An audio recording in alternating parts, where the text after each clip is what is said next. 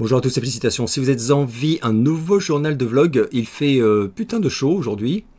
Je pense que le gilet capuche vit ses dernières heures. Voilà, ça va en désoler certains et en réjouir d'autres, je le sais. Qu'est-ce que j'ai vu récemment? Alors j'ai vu Bloodlines, c'est Destination Finale, hein, un nouvel épisode, un nouveau film donc. J'étais un peu anxieux parce que c'est une saga que j'aime beaucoup, mais c'est vrai que les derniers ils étaient pas foufou quoi. Le quatrième c'était même pas mal à chier. Et le cinquième, il y avait vraiment c'était mieux, hein, beaucoup mieux, mais putain, il y a un moment ça devient tellement prévisible. Mais les premiers films, moi je les adore. Les trois premiers, bon, le premier pour moi ça reste le meilleur, mais les trois premiers sont vraiment excellents. Là j'avais vu donc de très très bons retours qui parlaient d'un scénario assez audacieux, qui tentait quelque chose d'un peu différent. Bref, au final, qu'en ai-je pensé? Ouais, j'ai passé un super bon moment. Je pense que c'est un des tout meilleurs de la saga. En partie par l'acting. Vraiment, le casting est très très bon. Et l'intrigue. C'est sans nul doute le scénario le plus travaillé depuis le premier film. Ça, je m'y attendais pas trop. Donc, très belle surprise. On a son lot de trucs, voilà, de morts spectaculaires et originales. Mais surtout, il y a une vraie intrigue. C'est-à-dire que là, c'est pas juste tu bouffes tes popcorn en attendant la prochaine mort marrante. C'est qu'il y a quand même toute une partie du film où tu te demandes où on t'emmène, qu'est-ce qui se passe. Rien que pour ça, bravo. Très très très chouette film. Quand je vois les médiocrités qui sortent, quoi, dans le genre horrifique, teenage fun, là, c'est vraiment clairement, c'est très très au-dessus. Ouais, coup de cœur, peut-être pas, mais très belle surprise. Aucun doute là-dessus. Qu'ai-je vu d'autre? La légende de Lucci, là, oh merde. J'avais vu le teaser, je crois, donc, il y a longtemps, hein, et je m'étais dit, oh, ça a l'air trop bien. J'ai tellement bon client pour ce genre de conneries. Même si, bon, projet A24, c'est-à-dire que, voilà, moi, A24, de temps en temps, c'est le coup de foudre, mais de temps en temps, c'est vraiment le coup de gueule, quoi. Et là, la légende d'Ochi, sur l'histoire de cette gamine qui vit dans dans un environnement où des créatures nocturnes, menaçantes, sont redoutées et pourchassées de génération en génération, on a l'impression, hein, bref. Elle va tomber sur un bébé créature, bébé trop mignon, une espèce de croisement entre Gizmo et je ne sais quoi. Et elle va le garder, enfin le protéger, le ramener chez elle, puis décider de le rendre à son habitat naturel, tout simplement. Une aventure pour petits et grands, enfin... Alors, c'est Studio A24, donc c'est régulièrement bien barré. On a Willem Dafoe, je crois, qui est... enfin, moi je l'adore, mais alors là, bon, je sais pas quoi dire. Je pense qu'il s'amuse, hein, mais c'est bien. Intrigue, quand même, je dois dire, très très très moyenne. Moi, je pensais, sachant que c'était à 24, que ça allait être assez pas ambitieux forcément, mais assez original, quoi. Et alors, par moments, ça l'est, mais ça l'est toujours dans le côté un peu... on est entre l'audace et le ridicule, quoi. Mais de mon point de vue, on tombe assez rapidement dans le ridicule. Voilà, ça n'a aucun sens, c'est très très peu plausible, hein, sur plein d'événements. Je parle de plausibilité narrative, évidemment, pas de la plausibilité de l'existence des créatures. Mais, oh non, c'est pas bon, c'est pas bon. Et alors la toute dernière demi-heure, c'est carrément de la merde. C'est carrément à chier, quoi. Donc, au final, un film nul. Je m'attendais pas du tout à ça. Comme je disais, voilà, quand j'avais vu le teaser, j'avais envie d'aimer ce film. Je me dis, ouais, je vais être tolérant, même si c'est pas parfait. Ça va trop me faire du bien, un bon film comme ça, là. Bon. Non, vraiment pas. Vraiment pas. Donc je vous le déconseille carrément. C'est un peu à chier. Ce qui est pas à chier, c'est les effets spéciaux, mais bon, la belle affaire. La créature, elle est vraiment remarquablement faite. Mais quel intérêt, quel intérêt. Quel intérêt d'ailleurs, c'est exactement ce que je pourrais dire au sujet de Fountain of Youth, le dernier Guy Ritchie, une lettre d'amour moisie à Indiana Jones, qui te fait regretter Alan Quaterman, la poursuite du diamant vert, tous ces trucs-là. Je suis dur, hein. En fait, c'est pas si nul que ça, sincèrement, mais c'est tellement pas intéressant, tellement pas original. Et je sais pas, Guy Ritchie quand même. Moi, c'est un mec, bon, je suis très loin d'aimer tout sa filmo, quoi, mais d'abord, il est bon, enfin, il est doué, il n'y a pas de débat là-dessus, quoi. Mais là, qu'est-ce qu'il est intéressé là-dedans Je dis ça parce que vraiment, on a tous les codes d'Indiana Jones, mais quelle est la valeur ajoutée? Mais rien, zéro. Voilà, donc c'est la quête d'une fontaine de jouvence pour un type où tu comprends dès les 10 premières minutes qu'en fait c'est une raclure et qu'à la fin il va dire ah je suis le méchant. Bon. Et alors en plus une espèce de morale, enfin la fontaine a des pouvoirs, mais les pouvoirs qui varient selon la beauté de ton âme. Oh merde. Je l'ai regardé jusqu'au bout. Je me suis pas fait chier quoi, mais je me suis dit c'est à chier un petit peu. Je sais pas si je suis très clair, mais c'est possible, hein. C'est possible de regarder un truc sans s'ennuyer, mais en se disant oh là là, c'est vraiment le téléfilm du dimanche sur M6. Enfin pour les vieux d'entre vous là, ils verront à quoi je fais référence. Donc ça, reco de rien du tout quoi. Et grosse perplexitude. J'aime bien inventer des mots de temps en temps. J'ai dit dans l'introduction qu'il faisait chaud et du coup, voilà, ça va être un peu n'importe quoi régulièrement, je le crains. Qu'ai-je vu d'autre? Secrets We Keep, mini-série sur Netflix, au sujet de la disparition d'une jeune femme qui travaillait au service d'une famille extrêmement riche. Voilà, j'ai vraiment pas envie d'en dire trop, mais j'ai beaucoup aimé. Ça, c'est la première vraie reco. Bon, la destination finale, c'est une reco, mais ça, vraiment, j'ai l'impression que peu de gens en parlent et c'est excellent, j'ai trouvé ça excellent et notamment la fin, la toute fin. J'avais un peu peur sur la conclusion et la conclusion est terrible, c'est vraiment, la série elle est dure quoi et ça joue hyper bien, voilà. Sur Netflix, si vous avez envie de lui donner sa chance, que vous ne l'avez pas encore vu, Secrets We Keep, ils ne l'ont pas traduit me semble-t-il. Je vais continuer avec quelques séries que j'ai démarré. J'ai démarré Murderbot sur Apple TV. On me l'avait recommandé, c'est l'un d'entre vous qui me l'avait recommandé. Série à la fois humoristique, s'il te plaît, et à la fois assez cynique. À la fois, c'est assez dur en même temps. Pour l'instant, j'apprécie vraiment. C'est pas le truc de l'année, quoi. Mais je regarde chaque semaine avec plaisir pour le moment. Donc l'histoire d'un robot, mais d'ancienne génération, bon, on est dans le futur total, hein, d'ancienne génération, qui est racheté par un groupe en mission, je ne vais vraiment pas en dire trop, et qui a développé en secret une forme de libre arbitre. C'est assez génial. Et oui, alors donc beaucoup de voix off, hein, c'est façon Dexter, total. Mais comme dans Dexter, je trouve que ça passe nickel. Donc pour l'instant j'aime beaucoup, vraiment beaucoup, à voir comment ça va se développer. Autre série, ah oui, le cadeau que nous a fait J.J. Abrams, Duster. Je sais plus combien il y a d'épisodes pour l'instant, 3 ou 4 je crois. Jusqu'à présent, je me régale. Avec Josh Holloway qui est absolument génial. Pareil, pas trop envie de spoiler. Alors c'est par contre si quand même on est dans les années 70, voilà, aux États-Unis, avec un portrait de la police, du FBI, etc. bien rétro comme ça l'était à l'époque, et une jeune nana qui est noire, je précise c'est extrêmement important, et tout à fait nouvelle, du FBI qui va enquêter sur une affaire de mafieux, etc. Et va demander l'aide un peu forcée, quoi. Un type qui est donc interprété par Josh Holloway et qui a un caractère bien spécifique, très bien filmé, vraiment il y a des plans trop beaux quoi. Et j'aime beaucoup le ton, les dialogues, c'est hyper bien écrit, beaucoup d'humour noir, il y a des moments où on n'est pas très loin de Mad Men dans l'humour, voilà, ceux qui connaissent verront à quoi je fais référence, c'est-à-dire que c'est grinçant quoi, voilà, et très jouissif vraiment, et c'est vraiment pour l'instant nickel, on verra ce que ça donne à l'avenir.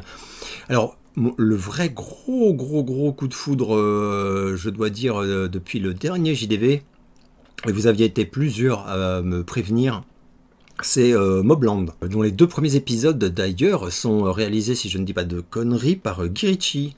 Et là c'est vraiment quasi chef-d'œuvresque pour moi.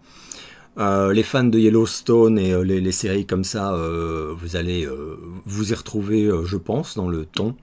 Voilà, des familles. Alors c'est des Irlandais. Enfin, il y a tout un truc là-dessus. C'est assez excellent. Mais c'est en Angleterre, hein, ça se passe. Écoutez, c'est le conflit entre 2 familles. Il y a un côté Dallas, mais alors Dallas, vraiment hardcore. C'est pour ça aussi que je pense à Yellowstone. On a Tom Hardy, et voilà, je sais plus, ah si, c'était dans le film Netflix, là où j'avais rappelé que moi, Tom Hardy, bon, bof, quoi. Eh ben, comme quoi, là, vraiment, là, ça y est, je kiffe. Là, le mec, il est génial. Donc, ça m'aura pris du temps pour l'apprécier vraiment, mais là, il est vraiment, vraiment excellent. Et il y a mon idole, Pierce Brosnan. Alors lui, déjà, qu'est-ce qu'il vieillit bien, ce mec, hein. C'est le boss d'une des deux familles. Il est parfait. C'est parfait, parfait. Le ton est parfait, c'est par moments très violent. C'est pour ça aussi que ça me fait penser à Yellowstone. Et pas forcément violent physiquement, hein. Enfin, graphiquement, physiquement. Oui, du coup, mais graphiquement. Mais dans le ton, c'est vraiment sans pitié. Des histoires de coups de pute et de bavures, enfin aussi de conneries, d'erreurs, etc. Oh là là là là, qu'est-ce que je kiffe. Immense régal, hein. Mobland, oh là la vache. J'avais pas vu venir le truc, hein. Et je conclus avec un documentaire qui, j'en ai bien conscience, vous passionnera pas tous, loin s'en faut. Mais que moi j'attendais avec vraiment grande impatience et qui m'a bouleversé, je le dis vraiment très franchement.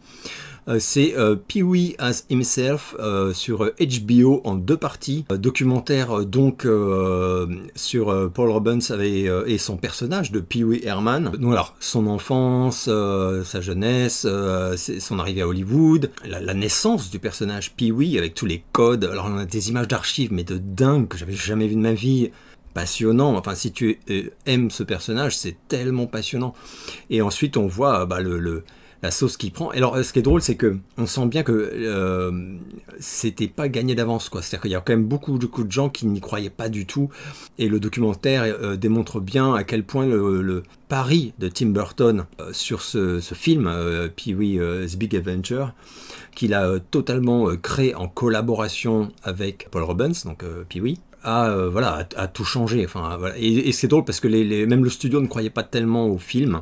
Et voilà, les mecs ont été hyper surpris en voyant que ça devenait un phénomène monumental aux États-Unis, à tel point que voilà, après on va lui proposer une série télé, le célèbre Pee-wee Show, là, enfin Playhouse. Donc ça aussi, on va en parler longuement, mais également de l'envers du décor, de ce qu'était devenu sa vie. Oh la vache, je me suis régalé. Je précise que le documentaire, une des choses qui fait sa force, c'est que, j'ai oublié son nom, mais c'est un jeune réal qui en est l'auteur. Il a fait ce docu parce que Pee-wee était une de ses idoles quand il était gamin, et il a obtenu de Paul Rubens une 40aine d'heures d'interview à bâton rompu, quoi. Et c'est cette interview-là, assez intimiste, hein, qui jalonne tout le documentaire, qui est en 2 parties de 2h40 ou même n'importe, voilà, la chaleur. Ah ben c'est la chaleur, qu'est-ce que je te dis. Le documentaire est en 2 parties, chacune faisant à peu près 1h50. Donc c'est long. Mais c'est long, en fait ça va tellement vite que moi j'ai pas vu le temps passer, mais du tout, quoi. C'est génial. Et en plus il a pris il a fait le choix, pris le parti pris de tout raconter, de comment s'est construit ce projet de documentaire. Et on voit notamment le moment où Paul Rubens prend peur un peu et va décider d'arrêter de collaborer à ce projet. Et on a les conversations téléphoniques du jeune réal qui discute avec lui et essaie de savoir qu'est-ce qui se passe, pourquoi il veut plus continuer le truc. Enfin, c'est très touchant, c'est très respectueux et ça ne fait pas du tout l'impasse. Alors je précise quand même, évidemment, ça ne fait pas du tout l'impasse sur les scandales, voilà, j'allais dire les zones d'ombre, mais c'est des fausses zones d'ombre pour moi. Les scandales en fait qui ont émaillé et entaché considérablement l'image et le succès donc de Pee-wee avant qu'il soit à nouveau complètement accepté. Enfin, voilà, il a été pardonné, adoubé, enfin je sais pas comment dire, par les Américains principalement. Et donc voilà, donc on va parler de l'incident du cinéma X, voilà où pour ceux qui ne sauraient pas, donc Paul Rubens a été surpris en train de se tripoter dans un cinéma X. Enfin, mais et alors c'est fou, hein, comme quoi la pudibonderie de l'époque quand même. Enfin les codes aujourd'hui, ça serait presque un argument de vente, quoi. Mais là à l'époque, on l'a détruit. Voilà, on l'a détruit et on a essayé de faire croire que, de faire croire que c'était forcément donc une sale personne et tout, et potentiellement même un mec dangereux. Bon. C'est tellement triste avec le recul de voir le mal que ça a fait, quoi, et la mauvaise foi des gens. Alors après, ce qui est drôle, c'est que tu as des vedettes et tout qui l'ont beaucoup soutenu, notamment des vedettes hyper connues, hein. Il y a quelques caméos de méga stars américaines, hein, je vous préviens. qui étaient des amis de Paul Rubens au privé, et voilà, qui racontent à quel point c'était n'importe quoi, enfin, de s'acharner sur lui pour un truc aussi ridicule, quoi. Voilà. Et donc la mauvaise foi qui disait, en fait, si tu fais quelque chose qui touche aussi les enfants, ce qui était le cas de Pee-wee, puisque Pee-wee, ça visait les adultes, mais également les enfants, complètement. Du coup, bah, t'as pas le droit de... Enfin, il faut que tu vives comme un moine, en fait. Enfin, c'est complètement con, quoi. Bref, et le deuxième scandale, qui est encore plus dégueulasse, qui est arrivé des années plus tard, c'est quand un type... alors ça, c'est très bien raconté, qui voulait, pour des raisons assez personnelles, hein, détruire Paul Rubens, essayer de faire croire qu'il avait en sa possession, chez lui, des images à caractère graphique. Hein, vous voyez ce que je veux dire, sur les personnes très jeunes. Et le plus triste, c'est que c'est un peu comme... Enfin, c'est comme pour beaucoup d'affaires, non, mais pour quelques affaires. C'est-à-dire qu'aujourd'hui encore, tu trouves des gens qui, en fait, n'y connaissent rien parce que ça les intéresse pas, ils aiment pas le personnage et tout. Et du coup, ils ont juste entendu parler de cette rumeur et ils ont décidé que c'était vrai. Genre, ouais, c'est un enfoiré, c'est une raclure, il faut pas parler de lui. Parce que, et ils te racontent ce truc alors que c'est faux et que ça a été... Enfin voilà, en fait, ce qui s'est passé, c'est qu'il y a eu... Donc lui, il était pas au courant, en fait. Ça a été fait dans son dos et un matin, la police est arrivée, ils ont tout retourné sa baraque. Et en fait, les éléments qui étaient dénoncés, bah, ils en ont pas trouvé. Mais rien de rien, nulle part. Voilà. Et ce qu'ils ont trouvé, c'était des trucs de nudité, mais pas du tout infantiles, des trucs d'adultes pour adultes. Et en plus, c'était même pas des trucs glauques, c'était des trucs artistiques. Voilà, parce qu'ils collectionnaient énormément de choses, donc c'est comme... Enfin voilà, c'était des ouvrages artistiques, quoi, donc de photographes, de trucs comme ça et tout, mais par contre gay, quoi. Donc et voilà, peut-être l'époque, peut-être il y avait aussi une espèce de chasse aux gays, quoi. Ah putain, quelle désolance humaine. Donc le pauvre, c'est vraiment dégueulasse, quoi. Et c'est super touchant parce qu'en fait, il en a gardé une insécurité terrible. Et je pense que c'est ça, à un moment qui pète, en fait, et où il dit qu'il a peur de ce docu, en fait, qui est en train de se faire. Et donc, il va décéder parce qu'il cachait à tout le monde qu'il avait un cancer. Hein, et énormément de gens, mais même des proches à lui, l'ont appris quand il est mort, tout simplement. Et on a d'ailleurs une vidéo bouleversante, enfin pour ceux qui l'appréciaient, qu'il a filmé de chez lui, je crois, la veille de son décès, et où il fait une espèce de testament bouleversant. Et donc voilà, donc immense reco si vous êtes fan ou que ça vous intéresse le phénomène Pee-wee. Et voilà, par contre si ça vous saoule, enfin, vous allez pas tenir 10 minutes. Hein. Je le dis très honnêtement, je suis un peu obligé. Ce qui est beau, c'est de voir quand même le retour en grâce qui a eu lieu à une certaine époque, notamment aussi par Netflix, et où là les gens se sont rendus compte que c'était tellement injuste ce qui s'était abattu sur ce type, alors qu'en plus, parallèlement à ça, à Hollywood, c'est pas les enfoirés qui manquent, hein, mais les vrais, ce coup-ci. Ce sera tout, pardon, pour les choses vues récemment. Je vais passer immédiatement aux questions. Ah oui, alors, bon, ton avis sur les dramas du YouTube ciné français, et estimes-tu en faire partie? Alors, je savais pas trop ce qu'il y avait derrière cette question. Alors, en faire partie, si c'est du drama ou des dramas, pas à ma connaissance, je ne crois pas. Enfin, forcément des youtubeurs qui peuvent pas me saquer, mais c'est impossible autrement, je veux dire. Mais, enfin, moi, j'étais jamais pris dans quoi que ce soit, jusqu'à présent. Donc non, je fais pas partie des dramas. Et le YouTube ciné français, si c'est à ça que tu fais référence, non, je n'estime pas en faire partie, même si c'est 80% de mes copains sur YouTube, et que donc, oui, j'y suis... Enfin, par contre, c'est la facette de YouTube française que je côtoie complètement. Mais moi, il n'y a pas marqué cinéphile bidule, il n'y a pas marqué ciné je sais pas quoi... Et je parle pas, enfin surtout depuis un an que je fais quasiment que des JDV, les œuvres cinématographiques c'est minoritaire même carrément dans mon contenu quoi. Donc non, je peux pas, enfin ce serait une escroquerie de dire je fais partie du YouTube Ciné Game français, non absolument pas. Et voilà, et les dramas, non, pour moi, enfin je crois que je vois vaguement à quoi tu fais référence parce qu'il y a eu des petits clashs dernièrement entre d'ailleurs des gens qui sont, enfin que j'aime beaucoup, qui sont des copains quoi. Mais pour moi c'est des... Non, enfin pour moi c'est pas des dramas sérieux. Enfin, pour moi moi j'ai connu deux vrais dramas depuis que je suis sur YouTube et c'est les deux personnes qui sont décédées quoi. Voilà, le reste c'est des gens qui se volent un peu dans les plumes, c'est pas... Non.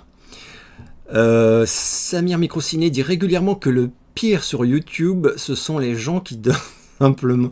Pardon, je rigole. Ce sont les gens qui donnent simplement leur avis sur des œuvres sans en faire une analyse critique approfondie. Qu'en penses-tu?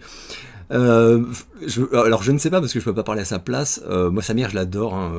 Samir Microciné, donc c'est pour ceux qui ne connaîtraient pas, donc c'est un youtubeur qui avant était dans Querelle, voilà, qui était une chaîne YouTube, enfin un collectif qu'il a quitté, et je suis d'ailleurs le premier, j'ai été son premier invité quand il a lancé sa, enfin quand il s'est barré et qu'il a lancé sa chaîne à lui. Donc voilà, et oui, et c'est un contenu qui est dans l'analyse, le décortiquage et voilà, c'est assez haut de gamme, j'ai envie de dire. Et lui, il me dirait que non, mais factuellement, si. Donc voilà, donc c'est un petit peu à part. Moi, c'est pour ça que j'aime beaucoup, beaucoup.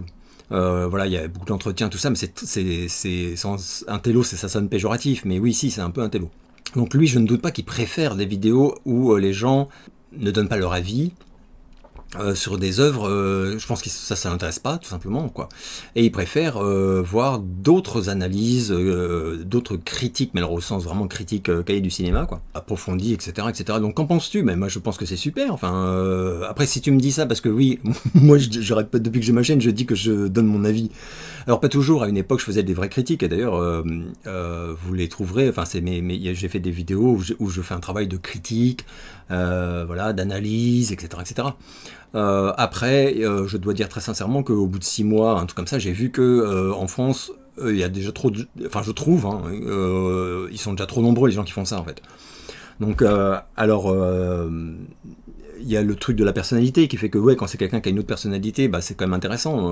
Moi, c'est vrai que à mes débuts, j'ai fait des vidéos assez longues, là, que j'estime être des vraies critiques sur Scarface, le premier Rambo, des trucs comme ça.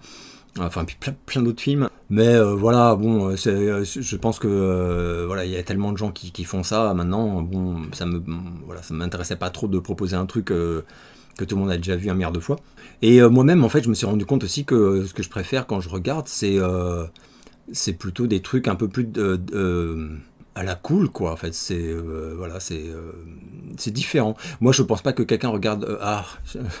J'allais dire, je pense pas qu'on regarde ma chaîne pour s'instruire, mais en fait, c'est très con ce que je dis parce que j'ai plein de gens qui me disent que d'une certaine façon, bah si, ils s'instruisent par la culture que je peux avoir sur certains trucs. Bon.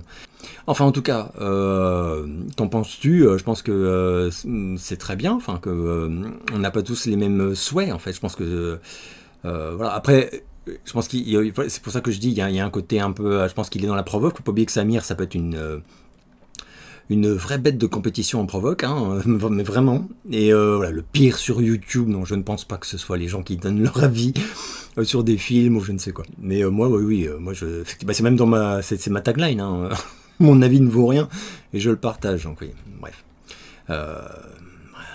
J'exige ton avis sur le nouveau single de Falling in Reverse avec Marilyn Manson. J'aime pas qu'on me donne des ordres, donc je vais immédiatement te répondre. Je me suis pris une énorme gifle, hein. Falling in Reverse, c'est un groupe que j'ai toujours écouté quand des trucs sortaient, quoi, mais que j'ai jamais accroché.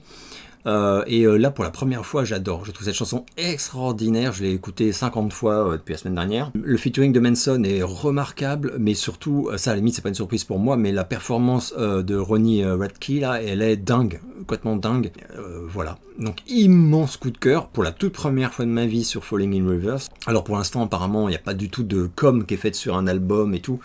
Vu que là, c'est vraiment un single isolé, je pense qu'il va y avoir un album qui va suivre. À voir si l'album va confirmer ce virage, parce qu'il y a un vrai virage, hein, enfin tout le monde le dit. Hein. Dans la structure de la chanson, on n'a plus du tout les cassures comme avant. On a un chant beaucoup plus sobre. Alors sobre, il est assez spectaculaire, notamment sur la fin, mais sinon, voilà, on a une intro. Enfin, j'avais fait un post en fait, tellement j'étais enthousiaste, où je disais que l'intro est très Nine Inch Nails dans l'instru. Et ensuite, les couplets, c'est du Manson pur et dur, et pour cause. Hein. Alors j'ai vu que la chanson est coécrite par les deux ensemble, Radke et Manson, donc ça expliquerait que la chanson elle sonne très Manson, dans sa structure, même le refrain, tout ça. Et voilà, remarquable, vraiment plus que bien, hein, remarquable. Je te dis, je l'ai écouté, je sais même pas combien de fois. Immense coup de cœur. Est-ce que tu as écouté le dernier Sleep Token, un groupe parfois comparé à Ghost, et tu es sensible à leur univers? Pas du tout, j'adore leur look, mais les chansons, j'y arrive pas du tout. Et j'ai encore essayé avec le dernier album qui vient de sortir, qui est un triomphe, hein, j'ai vu. Tout ce qui est popesque, Je déteste même carrément. Donc je dis pas que c'est pas bien, hein, mais vraiment, hein, c'est un genre que je déteste, j'aime pas du tout, du tout. Et voilà. Donc du coup, il y a aucune chanson que je kiffe. Et je suis surpris en fait de son succès parce que toi par exemple il y a des gens qui disent ouais Ghost c'est des arnaqueurs, c'est pas du vrai métal et tout, c'est une honte qu'on mette ça en métal. Bon, alors que bon, tu fais écouter ça à quelqu'un qui aime pas le heavy metal, je peux dire que Ghost ça passe pas du tout. Mais Sleep Token, vraiment il y a des chansons, putain, on est plus proche de Maître Gims que de Metallica, enfin c'est assez étonnant, hein. Alors Maître Gims, bon moi j'aime pas Maître Gims, hein, mais mettez une rêve plus noble, mais vous voyez ce que je veux dire. Dans les arrangements, je veux dire. Donc voilà, en tout cas c'est étonnant. Bref. Ah oui, il y avait ce... Alors étonnamment, sur le même style de musique, il y a ce nouveau projet là qui s'appelle President, avec à nouveau un chanteur masqué, ça commence à... Bref.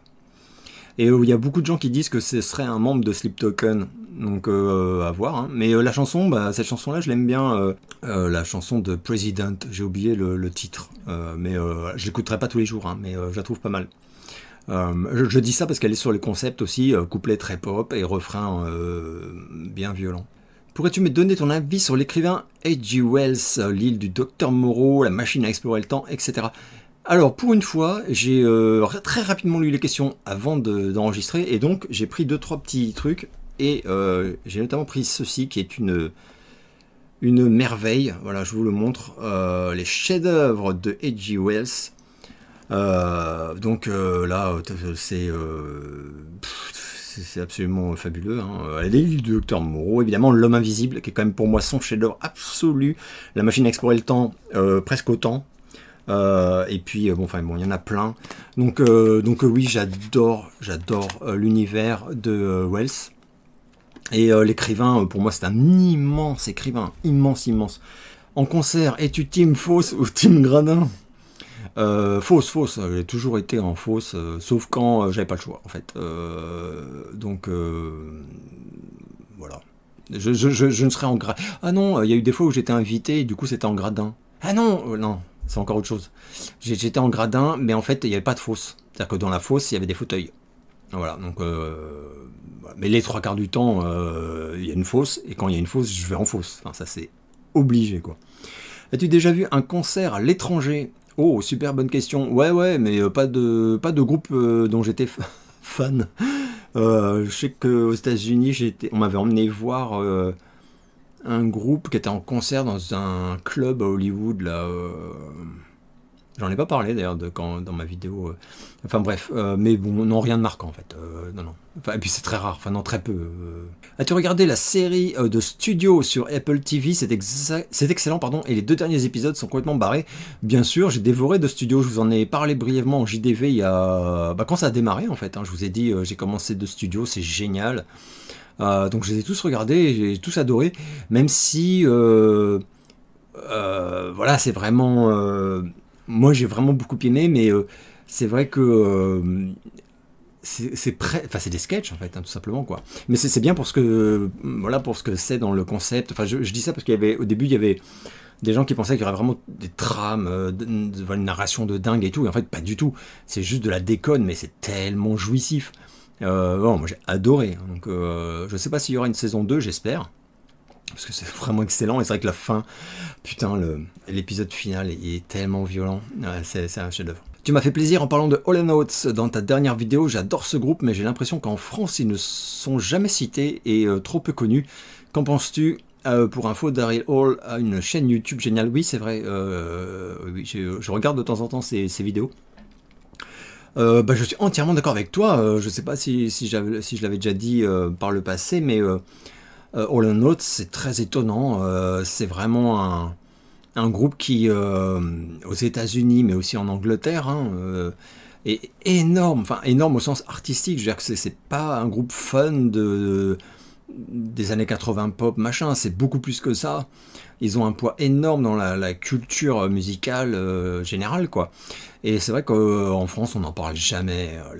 Les gens connaissent les chansons, hein, si tu leur fais écouter Ben Eater ou d'autres, hein, ils vont reconnaître bien sûr, mais ils sauront même pas te dire quel est le groupe. Ça, c'est quasi certain. Donc ouais, je sais pas pourquoi c'est comme ça, je ne sais pas. Connais-tu le film Joey de Roland Emmerich? Perso, je l'ai vu à 8 ans et j'en faisais des cauchemars. Ouais, je connais le film, je l'ai même revu il y a 2 ans, un truc comme ça.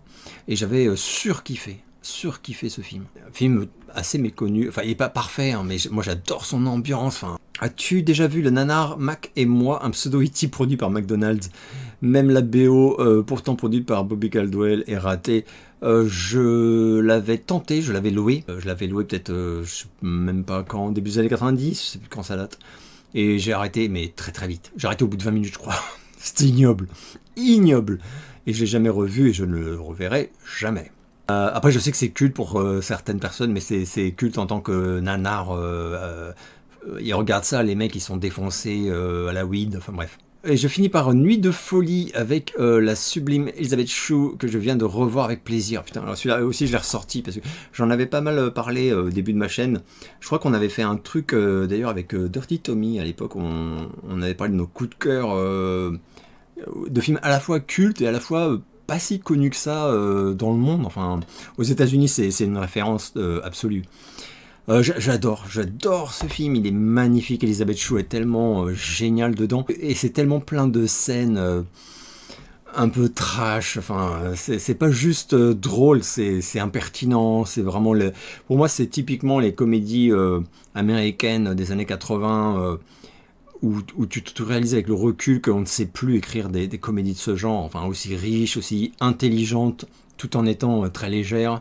C'est absolument génial, absolument génial. Et en plus j'adore le côté, enfin voilà, c'est sur une nuit où il se passe un milliard de trucs, bref. Est-ce que tu aimes les films Un petit truc en plus et ou La Belle Étoile et la série Flashback avec Michael Youn?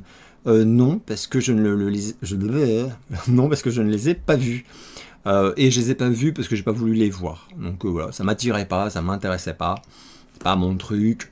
Je sais que je vais pas kiffer, donc je n'ai vu ni la série de Michael Youn, donc ça se trouve tout ça c'est très bien, hein, c'est juste je sais que ça va pas me, non, c'est pas pour moi quoi. Et un petit truc en plus du tout, ça c'est sûr que non, donc ça je regarderai jamais. Et La Belle Étoile un peu pareil, voilà, tout simplement. Ta femme supporte-t-elle tes vidéos, tes passions, etc. N'est-ce pas trop chiant pour elle? Je ne pense pas. Non, plus sérieusement, non, parce que d'abord.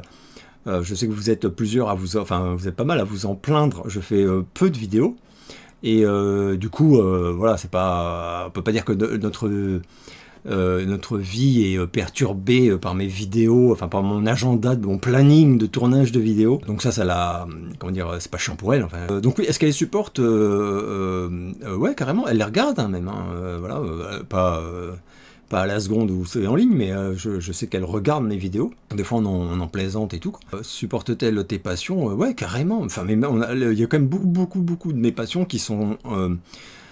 alors, c'est pas forcément ses passions aussi à elle, mais c'est des centres d'intérêt qui lui sont pas du tout étrangers, quoi. Donc, elle va se réjouir, elle va être intéressée.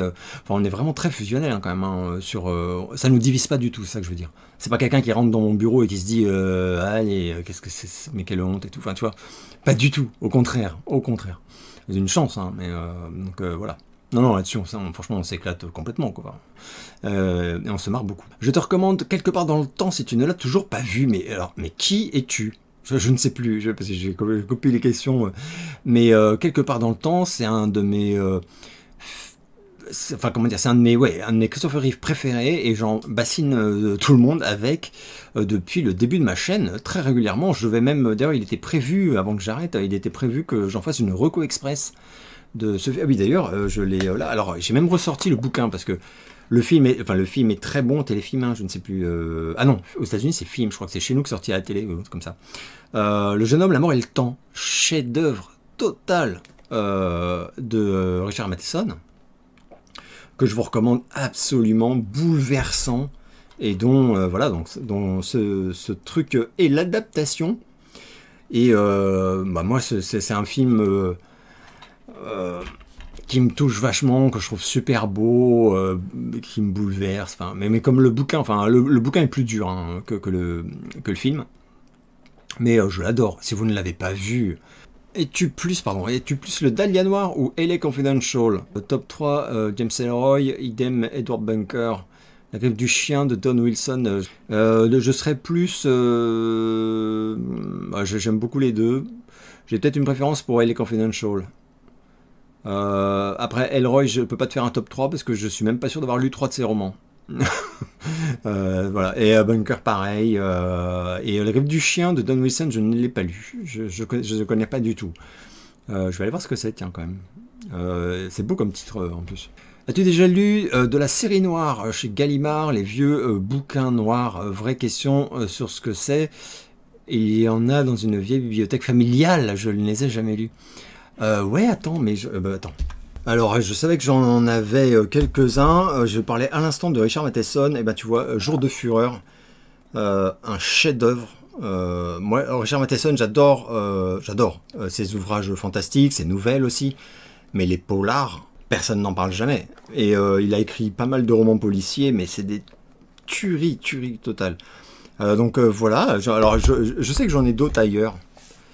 Il y a Carré Noir aussi, qui était exactement le même genre. Richard Matheson encore, de la part des copains, également un polar d'ailleurs. Et sinon, voilà, alors en Carré Noir, donc c'est pas Série Noire, mais c'est Carré Noir. Mais Série Noire, putain, je sais plus où ils sont.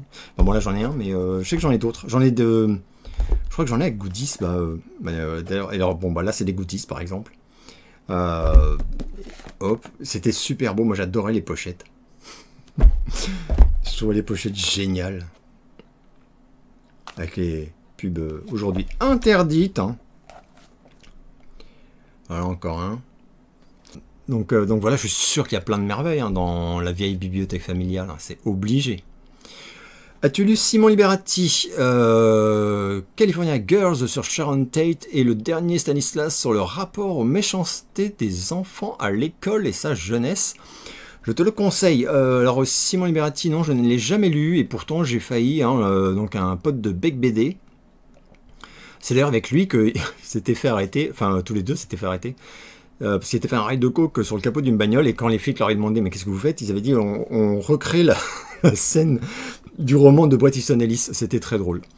Bon, le flic n'ayant pas lu Bret Easton Ellis, puis bon, même s'il l'avait lu, je pense que ça n'aurait pas annulé l'arrestation. Mais donc toujours est-il que non, je n'ai jamais lu Simon Liberati, alors qu'il paraît que c'est très très bien, et je pense que ça me plairait beaucoup. California Girls sur Sharon Tate et le dernier Stanislas, ça c'est des trucs que non, j'ai pas lu. Il y a plein de trucs bien que j'ai pas lu, enfin, et qui me plairaient hein, potentiellement. J'ai même vu qu'il y a un truc qui est ressorti là en français. Enfin, après, je pourrais le lire en anglais aussi, mais il y a un truc qui est sorti en français, un énorme bouquin enquête sur les frères Menendez. Là. Bref. Que penses-tu du projet d'un prochain Rambo? J'étais pas au courant. J'ai vu passer la petite vidéo de Merège. Je ne sais pas. J'ai pas l'impression que beaucoup de gens en parlent, donc je ne sais pas si c'est vraiment sérieux. Si c'est vraiment sérieux, c'est une catastrophe. Mais là, Stallone, moi j'ai lâché l'affaire. Enfin, je l'aimerais jusqu'à ma mort, hein, mais artistiquement parlant, j'ai un peu perdu foi, là je crois que je vous avais dit, mais même Tulsa King, ça devient vraiment... Non, c'est... Bref. Donc, non, prochain Rambo, non. Enfin, si c'est sérieux, je suis carrément dégoûté, quoi. Il est en train de... Enfin, c'est-à-dire qu'il continue de tout saccager, bref. Connais-tu Bellflower, film de Evan Goldell? Non, pas du tout. J'ai cherché, je l'ai trouvé, je vais le regarder. Et donc, je ferai un retour, par contre. Autre type déjà produit par Prince, Peter Kitsch. Quelqu'un se souvient-il de ABC pour casser et qu'en penser au fond? Moi j'adore, mais mon moi des années 90 me renierait certainement un peu pour ça. Ça m'a fait rire cette question, et en fait ça m'a fait rire et je me suis dit, putain mais bordel. Et oui, en effet. J'ai même pas eu de mal à le trouver. J'ai un coin dans un placard avec plein de CD singles. Et je me souvenais très bien que pour une raison obscure que moi-même je ne m'explique pas, mais un peu comme toi visiblement, j'avais kiffé cette chanson. Principalement l'instru, le phrasé. Je trouvais qu'il y avait un truc vraiment bien. Et j'avais acheté le CD single de Peter Kitsch. ABC pour casser. Quand j'ai vu ta question, je me suis dit putain, énorme. Et donc, alors je ne l'ai pas écouté depuis... je ne l'ai jamais réécouté en fait, depuis que c'est sorti. Enfin, à l'époque je l'écoutais, mais Penses-tu avec du recul que les années 90 peuvent être considérées comme une décennie musicale maudite, sachant que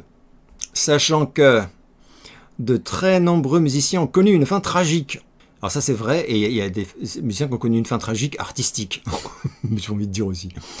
Mais bon, là tu parles de fin tragique tout court. Donc tu cites Kurt Cobain, Jeff Buckley, Michael Hutchence, Freddie Mercury, Shannon Hoon, Steve Ray Vaughan, le batteur de Kiss, oui, Eric Carr évidemment, et plein d'autres, souvent assez jeunes en proportion. Ils étaient plus nombreux que durant les précédentes décennies.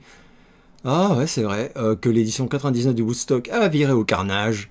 Un très grand nombre d'artistes espaçaient de plus en plus leur sortie d'albums, et que beaucoup de tubes restaient numéro 1 dans les charts pendant 10 à 15 semaines, alors que dans les années 80, rester numéro 1 pendant 4 semaines relevait de l'exploit, vu la concurrence. Une décennie musicale maudite, non, parce que pour moi, il y a peut-être eu moins de choses extraordinaires, et encore, en réalité, avec le recul. Non, enfin, moi je dirais qu'il y en a eu moins, mais il y en a quand même eu beaucoup, quoi. C'est vrai que moi j'ai adoré Nirvana, j'ai adoré Nine Inch Nails, j'ai adoré Marilyn Manson, j'ai adoré Eminem, j'ai adoré plein d'artistes en fait qui ont explosé et dominé les années 90. Donc je peux vraiment pas dire que c'était médiocre, non, et maudit encore moins, quoi. Alors par contre, c'est vrai qu'il y a eu pas mal de morts.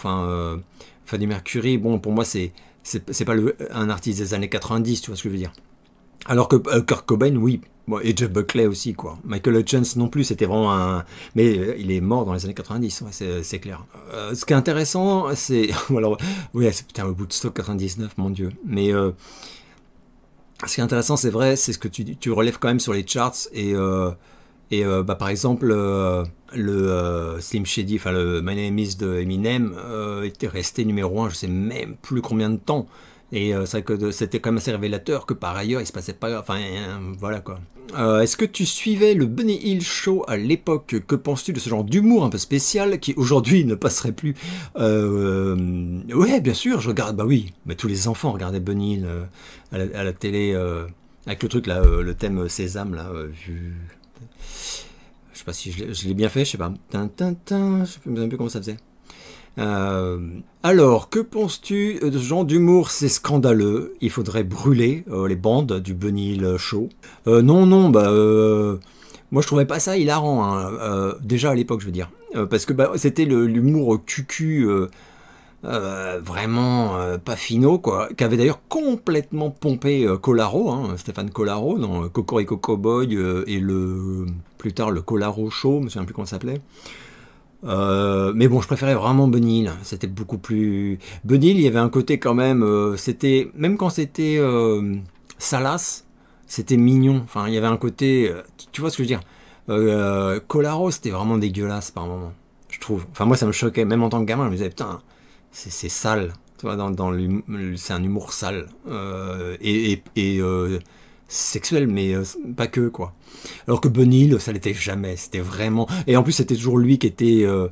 comment dire? Enfin, lui ou sa bande de potes, là, d'acteurs, qui étaient tournés en ridicule, en réalité. C'est-à-dire que c'était pas du tout... La femme, par exemple, était toujours beaucoup plus intelligente que l'homme, hein, dans Bunny Hill. Et d'ailleurs, il en a parlé. Il y a eu un docu sur Bunny Hill, c'était quoi, il y a 2 ans, qui était super intéressant. Et très touchant, d'ailleurs, également. Sur la vie de cet homme, son triomphe planétaire... et ses particularités. Un mec incroyable humainement. Donc oui, ça passerait plus. Ça, par contre, c'est sûr que ça passerait plus, mais ça passerait plus parce que les gens sont devenus cons, complètement parano. Ils sont de mauvaise foi en plus. Enfin, sincèrement, quoi. Depuis qu'on s'effarouche de tout et qu'on pousse des cris sur des choses, est-ce qu'on a l'impression qu'on va vers une meilleure ambiance, plus de tolérance? Mon avis, c'est que non. Mais bon. Bref. Donc ouais, j'aimais beaucoup, ça me faisait quand même rigoler, mais ça me faisait surtout rigoler parce que c'était les sketchs qui me faisaient le plus rire. Je crois que c'était les sketchs où il n'était pas question de meufs sexy et de nudité ou tout comme ça. C'était juste des trucs où il était con parce qu'il était très doué là-dessus. Je trouvais qu'il y a vraiment un truc qui était très très drôle. Quand il faisait des sketchs sur juste des mecs débiles qui se trouvent intelligents, enfin c'était super drôle. As-tu entendu parler de Gigi Allen, pardon, un documentaire sur lui intitulé Hated a été réalisé en 93. Je connais deux noms, mais c'est tout. Voilà, je sais que c'est pas du tout ma cam, quoi, ça c'est certain. Je crois que j'avais écouté à une époque, mais bon, c'était vraiment pas mon truc. Déjà que le punk c'est pas trop mon truc. C'est sûrement intéressant, hein, mais c'est pas du tout ma cam, donc non, je connais juste deux noms. Je suis très curieux de savoir si tu connais le film néerlandais Borgman que j'ai découvert par hasard il y a peu et qui est directement rentré dans mon top 10, un mélange très étrange entre Funny Games et Parasite. Il m'a complètement subjugué, en particulier la performance glaçante de l'acteur principal. Écoute, je n'ai jamais entendu parler de ce film. Et un peu comme pour celui dont j'ai parlé tout à l'heure, la Bellflower, un truc comme ça, je l'ai cherché, je l'ai trouvé, je l'ai pris, et donc je vais le regarder dans les prochains jours, et je ferai un retour dessus. Ça a l'air trop bien, hein, donc j'ai trop hâte de le voir. Je ne connaissais pas du tout. Merci pour la reco. De toute façon, c'est très régulier sur cette chaîne que ce soit vous qui me fassiez découvrir des œuvres. C'est ça qui est chouette aussi.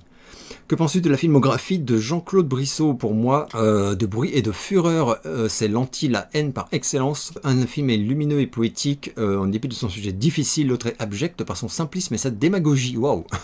Il a comme personne mis en valeur le talent de Bruno Kremer. Alors, moi, la haine, moi, j'ai jamais aimé ce film, donc voilà. Il m'a jamais touché, voilà. Et c'est pas pour son sujet, hein, c'est pour son traitement.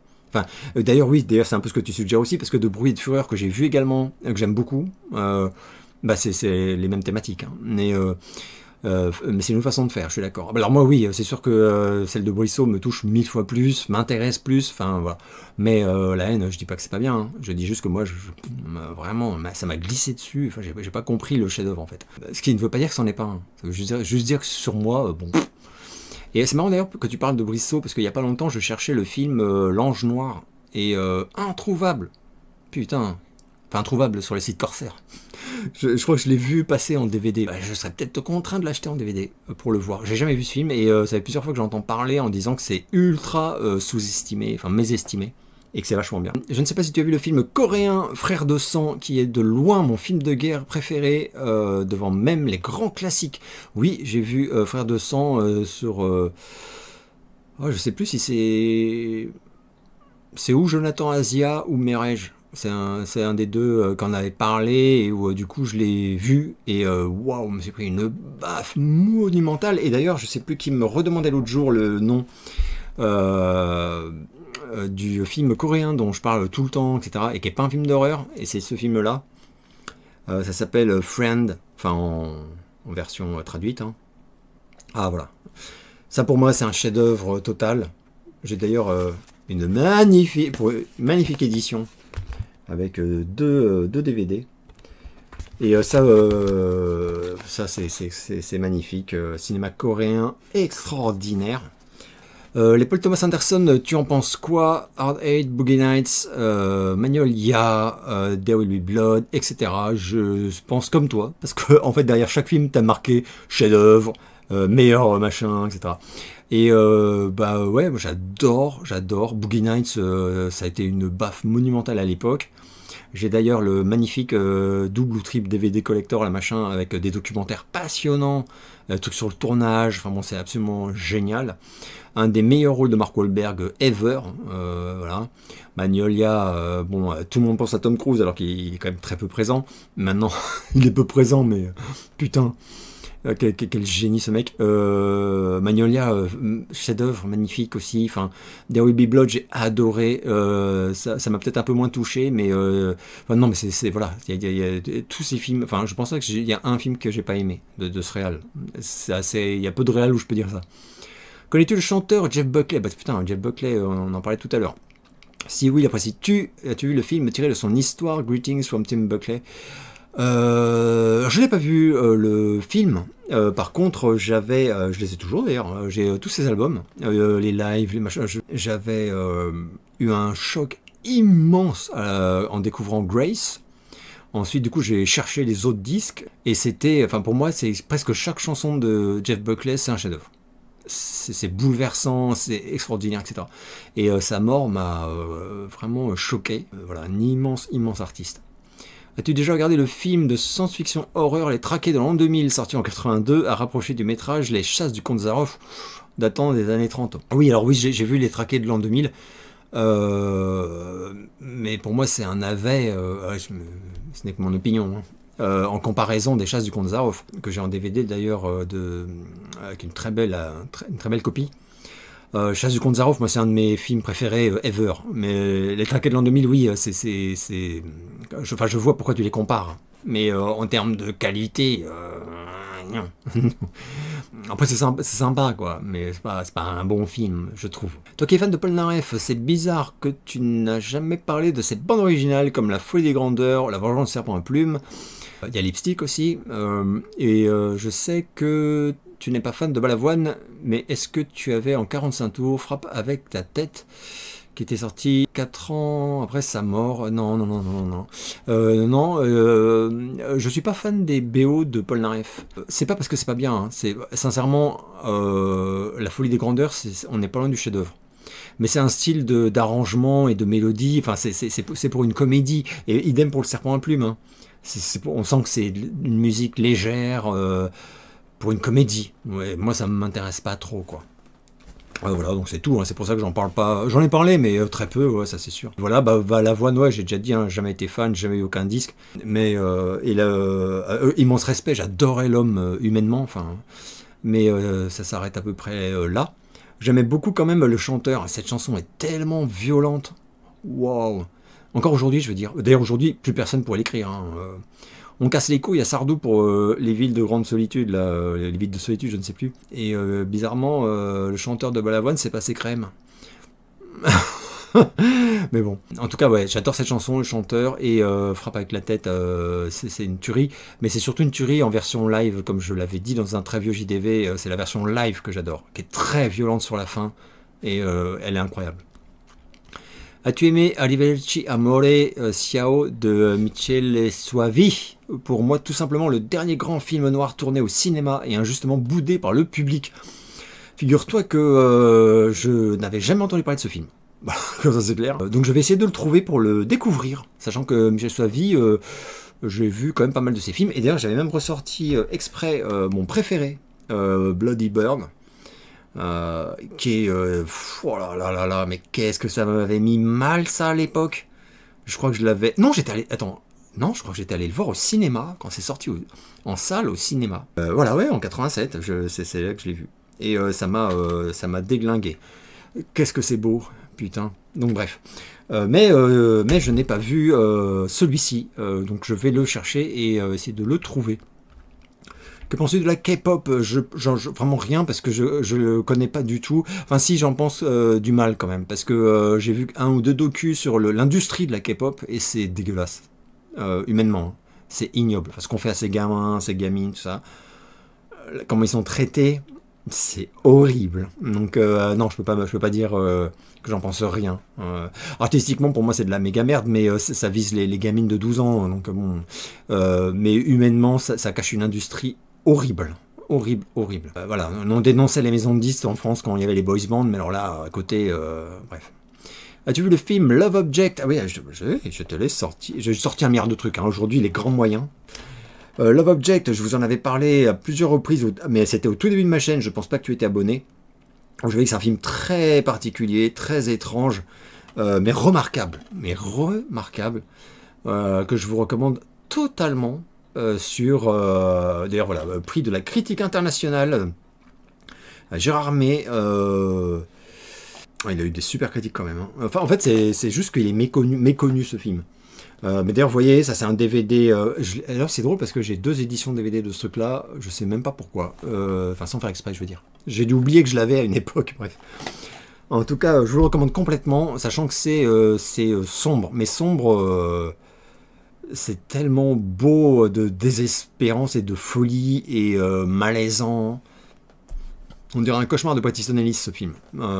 Excellent. Donc, l'histoire d'un homme donc, qui, en gros, quand même, hein, je vous dis, va recevoir une comment on appelle ça? C'est pas une poupée gonflable, du coup, c'est une poupée CCL, mais ultra haut de gamme. Enfin, voilà.